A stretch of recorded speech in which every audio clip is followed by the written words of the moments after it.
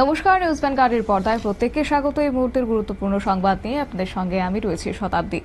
শুরুতে নজর রাখবো বাংলার দিকে, কারণ ওয়াকফ আইন প্রত্যাহারের দাবিতে রীতিমতো শোরগোল পড়ে গেছে বাংলা জুড়ে, এবং তারই মধ্যে ৫ শতাধিক পরিবার এখন ঘরছাড়া, যে খবর আমরা বিগত দিনেও দেখিয়েছি। তারই মধ্যে মালদার ঘরছাড়াদের এবার সাহায্যের হাত বাড়িয়ে দিয়েছে বাংলার বিজেপি দল, এবং তারই মধ্যে বিজেপি জেলা দপ্তরের কন্ট্রোল রুম এবার খোলা হচ্ছে বিশেষ করে সাহায্য করতে মালদার ঘরছাড়াদের। এবং সোমবার এই কন্ট্রোল রুমের উদ্বোধন করেছেন ডক্টর সুকান্ত মজুমদার। ওয়াকফ আইনের প্রতিবাদে মুর্শিদাবাদের পাশাপাশি মালদাতেও অশান্তি হয়েছে। এই বিষয় প্রসঙ্গে সুকান্ত মজুমদার কি জানিয়েছেন, শুনুন।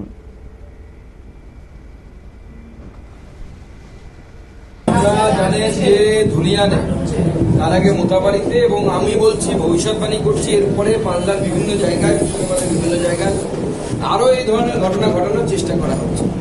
তার জন্য আমরা এই কন্ট্রোল রুম আগে করেছিলাম, আজকে প্রথাগতভাবে বা অফিসিয়ালি যাকে আমরা ইংরেজিতে বলি, সেইভাবে এই কন্ট্রোল রুম নাম্বারগুলো আমরা শেয়ার করে দিচ্ছি। আমরা সেই এলাকার উপদ্রুত এলাকা এবং তার পার্শ্ববর্তী এলাকার লোকেদেরকে আমরা এই নাম্বারগুলো দিয়েছি এবং আগামী দিনেও দেব, যাতে করে কোথায় কি ঘটনা ঘটছে তারা এই কন্ট্রোল রুমে জানাতে পারে। এবং এরপর আমরা এখান থেকে রওনা হয়ে পাল্লালপুরে যাব। উদ্বাস্তু হয়ে যারা মমতা বন্দ্যোপাধ্যায়ের দৌলত, যারা নিজেদের বাড়িঘর ছেড়া হয়েছেন, যারা যার জন্ম নেওয়া সন্তান, মুষ্ট সন্তানকে নিয়ে, 4 দিনের সন্তানকে নিয়ে উদ্বাস্তু শিবিরে যারা থাকতে বাধ্য হয়েছেন মমতা বন্দ্যোপাধ্যায়ের জন্য, আজকে তাদের সাথে দেখা করে তাদের পাশে দাঁড়ানোর আশ্বাস, তাদের সাথে থাকার আশ্বাস। হিন্দুদের সাথে ভারতীয় জনতা পার্টি আছে, আক্রান্ত হিন্দুদের সাথে ভারতীয় জনতা পার্টি আছে।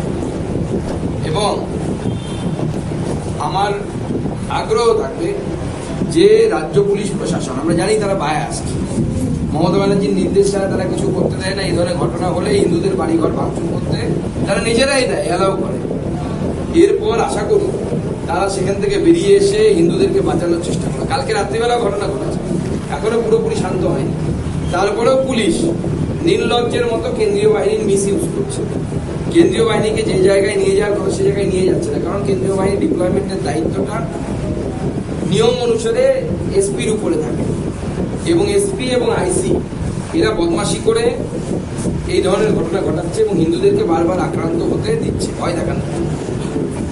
আমার বিশ্বাস বাংলার হিন্দুরা এই পরিস্থিতিকে অনুধাবন করবে এবং বুঝতে পারবে যে আগামী দিনে মুর্শিদাবাদ শুধু ঝাঁকি, এরপরে গোটা পশ্চিমবঙ্গে এই ধরনের ঘটনা ঘটানোর চেষ্টা করা হবে। সেটা সিদ্দিকুল্লাহ সাহেব অলরেডি ধমকি দিয়ে সমগ্র হিন্দু সমাজকে একবার জানান দিয়েছে এবং বলেছে বলে করুক।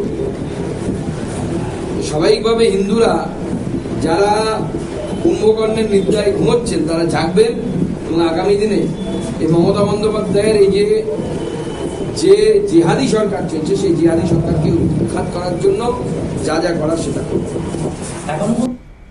আপনারা শুনলেন কেন্দ্রীয় মন্ত্রী অর্থাৎ বাংলার বিজেপির রাজ্য সভাপতি সুকান্ত মজুমদারের বক্তব্য, এবং একই সঙ্গে তিনি বলছেন যে বহু মানুষ এখন ঘরছাড়া। মুর্শিদাবাদের পরিস্থিতি নিয়ন্ত্রণে আনতে সেখানে যদিও কেন্দ্রীয় বাহিনী নামানো হয়েছে, মুর্শিদাবাদের পাশাপাশি মালদা, বীরভূমের স্পর্শকাতর এলাকাগুলিতে ইন্টারনেট পরিষেবা বন্ধ রাখা হয়েছে। আর এই অবস্থায় দাঁড়িয়ে ঘরছাড়া মানুষদের সাহায্য করতে এবার জেলা দপ্তরের একটি কন্ট্রোল রুম চালু করেছে বিজেপি, এবং যারই শুভ সূচনা করেছেন আজকে সুকান্ত মজুমদার। এবং একই সঙ্গে আজকের এই উদ্বোধন কেন্দ্র করে তিনি বাংলার প্রশাসনের বিরুদ্ধে একরাশ ক্ষোভ উগরে দিয়েছেন এবং বলেছেন যে বাংলা জুড়ে এখন জেহাদের রাজত্ব চলছে।